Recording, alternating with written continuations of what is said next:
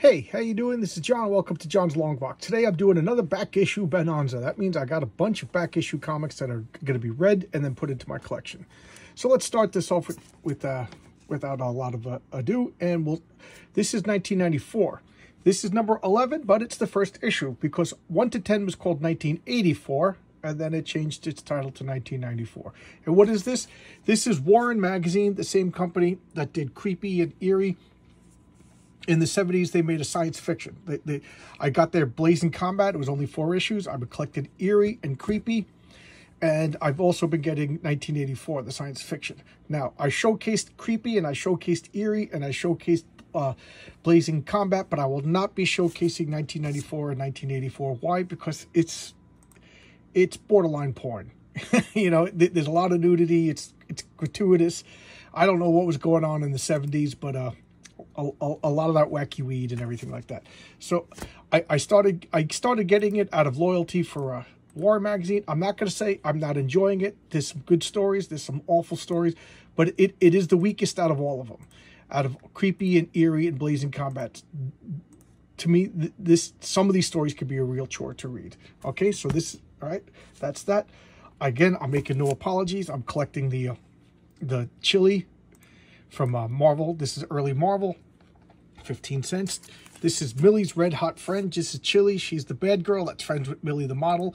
This is Marvel Comics when they had comic books that were geared towards girls, with like romance and lovey-dovey and girls modeling and things like that. And this is drawn by Winslow Mortimer, who I don't know if he ever went on to Archie or anything, but he's kind of aping the Archie style.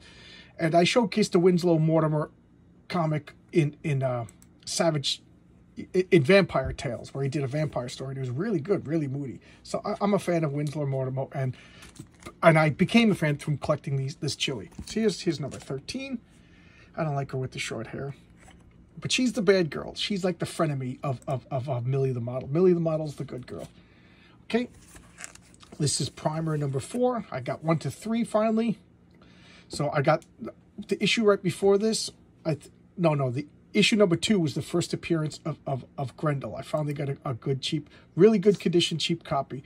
All the copies were CGC'd, and I don't like CGC'd comics. So they're not comics. I can't read them. So here's number 4, and it goes up to number 6. I think one of these is the first appearance of the Max. I don't know.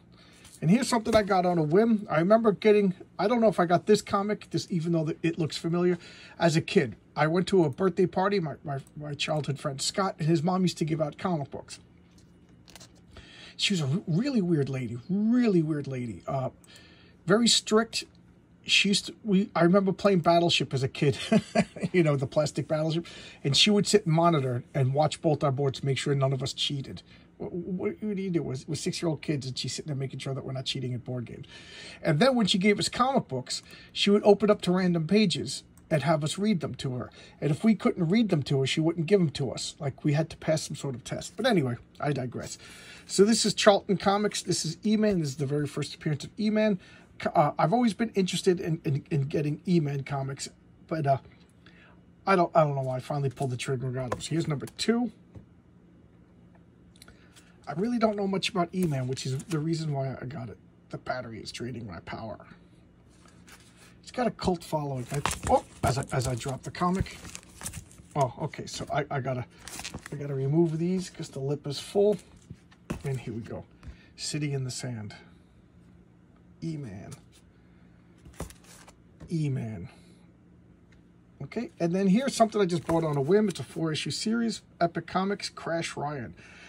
This looks like a pulp, like 30s pulp adventure, kind of like Indiana Jones. And since I'm enjoying the Indiana Jones, this popped up, and I thought I'd get this. It's only a couple of issues. So here we got Crash Ryan by Ron Harris. I really don't know much about this, other than it's Epic Comics, Marvel Comics. But I figure if it's, you know, I'm expanding sideways toward out of my love of, I mean, I still love superheroes, but I'm also exploring other stuff that I wouldn't have touched as a kid. And that's all that fits on this lip. So let's take a look. And I don't know much about Crash Ryan, other than to me, it looks like an Indiana Jones ripoff.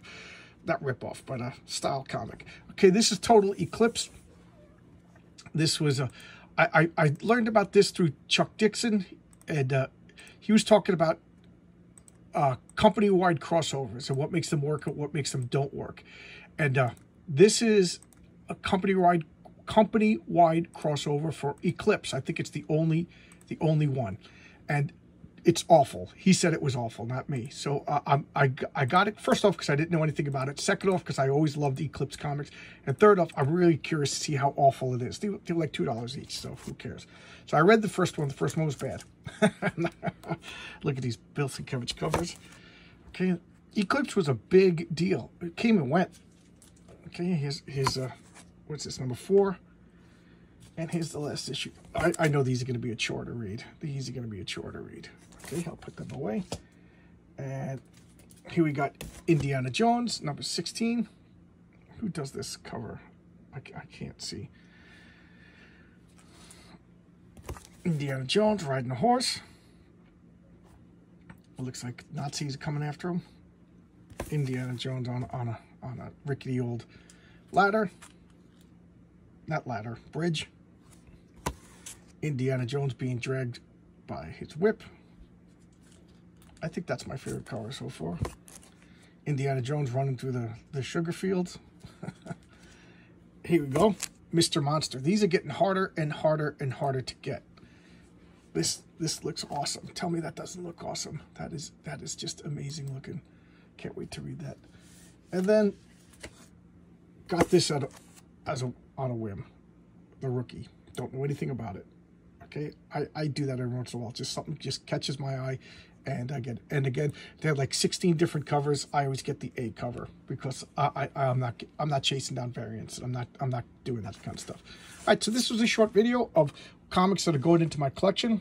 I call them back issue bonanzas, and you know, I still love comic books. I still spend money on comic books every month, but I'm going sideways or back, you know, looking at other stuff that I would have passed up on and just not giving it a second glance. And you know what? I'm really enjoying it. I'm having a good time. You know, this year has been one of my favorite years of comic books since like 2010, you know?